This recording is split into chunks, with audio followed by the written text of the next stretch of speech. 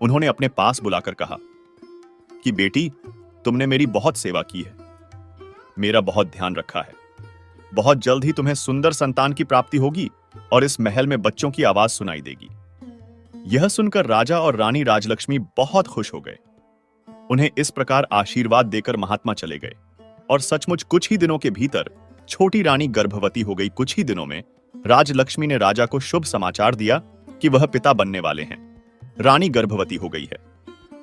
यह समाचार सुनने के बाद राजा की खुशी का अब तो कोई ठिकाना ना था।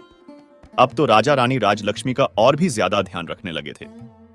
उन्होंने राजलक्ष्मी को किसी तरह की कोई तकलीफ ना हो, यह सोचकर राजमहल में सभी दास दसियों को राजलक्ष्मी की इच्छा पूरी करने के निर्देश दे दिए। उन्होंने कुलगुरु को भी यह निर्देश दिया कि वह प्रतिदिन रानी को धार्मिक और प्रेरक कहानी सुनाए।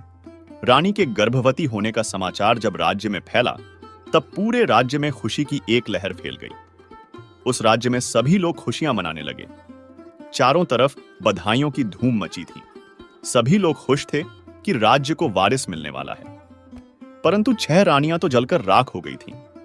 यह 6 की 6 रानियां आपस में विचार करने लगी कि अब क्या होगा। अब तो वह सब यही सोच रही थी कि छोटी रानी तो पहले से ही राजा को बहुत प्यारी है। बच्चा होने के बाद तो इसका और अधिक ध्यान रखा जाएगा। यह कल की आई हुई, यह औरत पटरानी हो जाएगी। उसके बाद हम सभी का तो कोई महत्व ही नहीं रह जाएगा और यह हमें दासी की तरह समझेंगे। इस तरह से वे आपस में सलाह करके हमेशा रानी राजलक्ष्मी को परेशान करने का प्रयास किया करती थी। परंतु उनका कोई भी प्रयास सफल नहीं हो पाता था। कभी कुलगुरु के लोग रास्ते में आ जाते थे, तो कभी राजा की प्रजा और कभी दासियां, तो कभी स्वयं राजा ही उनके रास्ते की रुकावट बन जाते थे। इस तरह समय बीत रहा था और रानी की गर्भावस्था का समय भी लगभग पूरा होने को वाला था। तभी अचानक राज्य की सीमा पर विद्रोहियों ने विद्रोह कर दिया। उनके विद्रोह को दबाने के लिए सेनापति को राजा ने भेज दिया, परंतु वह अपने काम में फिर भी असफल रहे। तब राज्य की सीमा पर स्वयं राजा को ही जाना पड़ा। राजा ने अपनी सबसे बड़ी रानी को छोटी रानी राजलक्ष्मी की उचित देखभाल करने का आदेश दिया और वह विद्रोह को दबाने के लिए महल से निकल गए।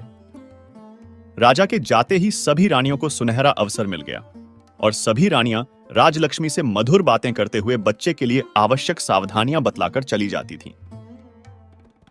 रानी राजलक्ष्मी समझ नहीं पा रही थी कि आखिर कुलगुरु और सभी रानियों की बातें इतनी अलग-अलग क्यों हैं?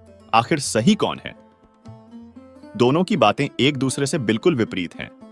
तब वह अपने मन में सोचती है कि कुलगुरु तो पुरुष है और रानियां तो महिलाएं हैं। महिलाओं की बातें पुरुष कहां समझ पाएंगे? इसीलिए वह